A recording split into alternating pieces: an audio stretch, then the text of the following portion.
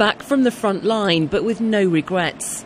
Former soldiers Jamie Read and James Hughes went to Syria to join the fight against Islamic State. They told Sky News they were prepared to risk their lives, hoping to prevent more beheadings of Western hostages. Myself and James sort of felt compelled in a way to do so. Couldn't justify sitting back here in the UK, watch IS pretty much do what they wanted. A lot of innocent people getting killed out there for no reason at all. And then the biggest question myself and James asked us was the beheading of people, putting someone on the hands and knees. You know what I mean? They're not soldiers, we're talking photographers. Alan Henning, aid worker, British. Putting him on his hands and knees, you cut his head off. You know what I mean? Can you really find any justification in sitting back here and doing nothing? I couldn't. As of now, we go forward to the berm. We see what's at the berm, we observe from there, we see what's beyond the berm. These are exclusive pictures that Jamie and James shot themselves, being shown for the first time. Here they're seen at a frontline base on their first day, embedded with Kurdish fighters. They are just 600 metres from IS positions. Also there, a small group of other Western non-Muslim volunteers, some without any military experience. We were asked to blur their faces for security reasons.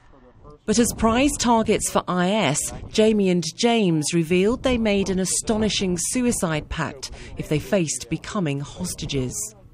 If at any one point we honestly, genuinely felt that, yeah, they're coming for us, but it's definitely over. If we had rounds on us, you know, and our weapons on us, then the idea was you keep one for yourself. And a lot of the boys do that still. Yeah, everybody out there is carrying a round for themselves. Nobody wants to get captured off IS. Nobody wants to end up on YouTube getting their head cut off.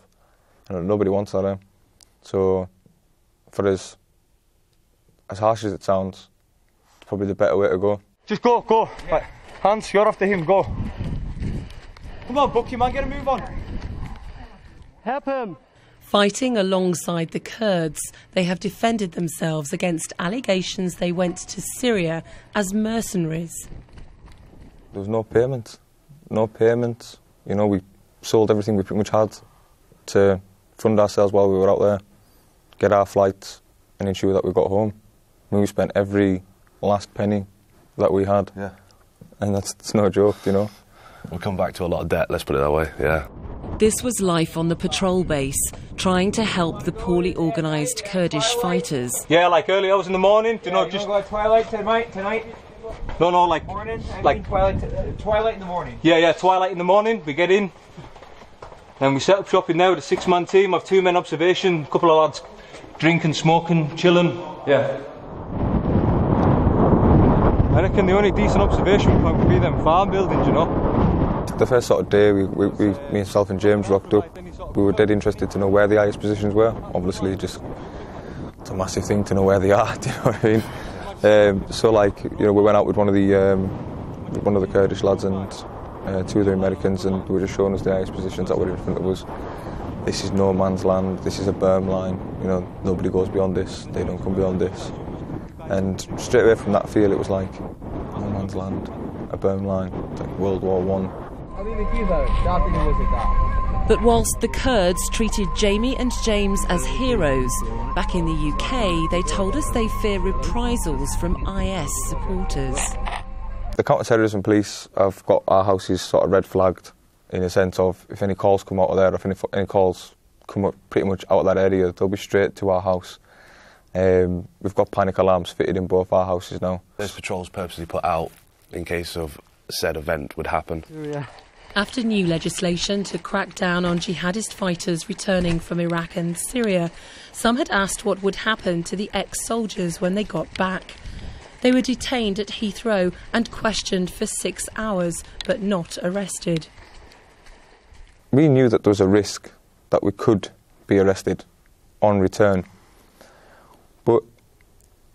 We'd done nothing wrong. You know, you can't... To arrest somebody in what I personally feel was a humanitarian effort, in a sense, you know? I mean, the Kurds are getting slaughtered piece by piece. IS are committing sheer brutality over there. And for the US the UK and the coalition government to be supporting these groups. I mean, we go over there, we support this group. We're not, we go over there, we join this group, we help. We're not doing it for any religious cause. We're not doing it for any ideology beliefs. We have a zero tolerance for terrorism. That's it. That's myself and James's motto. Zero tolerance altogether for terrorism. It's been an extraordinary few weeks for Jamie and James, but in spite of the repercussions, they say they haven't ruled out going back to Syria. Lisa Holland, Sky News.